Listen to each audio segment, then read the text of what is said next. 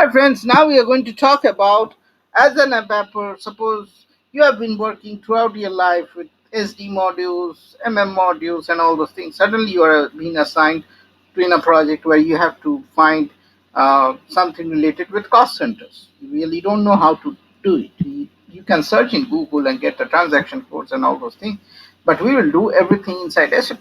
Okay, so we go to SC16T. Okay, this is in S4HANA, and you may not have this feature in ECC. So here you go to execute function, and I'll say cost, and I'll say cost center. Okay, so the moment I say cost center, here it will provide me all the transaction code related to cost center. Okay, so let me see what are the transaction related to cost center. There's a bunch. So from here you can see there are some transactions that are associated. So here you can see display cost center. Okay, so this is the transaction code. So here you can search, or you can do in Google. I think Google is the easiest way.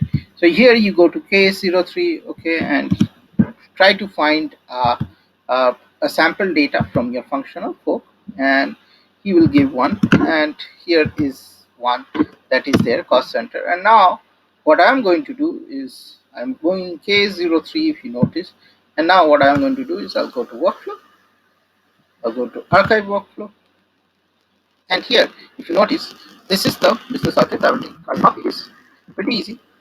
And then what I'm going to do is I'll go to this transaction SW01. Okay, and here we'll populate this, and here I once I display it, I know the key fields. So here you can see controlling area cost center. So if I didn't know what is the table behind it, here it is. I know the table. Again, you can do it through using trace and all those things, but this is an easier way, because in trace you have to trace it and all those things. Most of the time you will not get an authorization and all those things. So company code, business area, profit center, all these things you can see. And if you want to see double click cost center manager, you can see all this information. Now these are attributes that you are going to use it everywhere.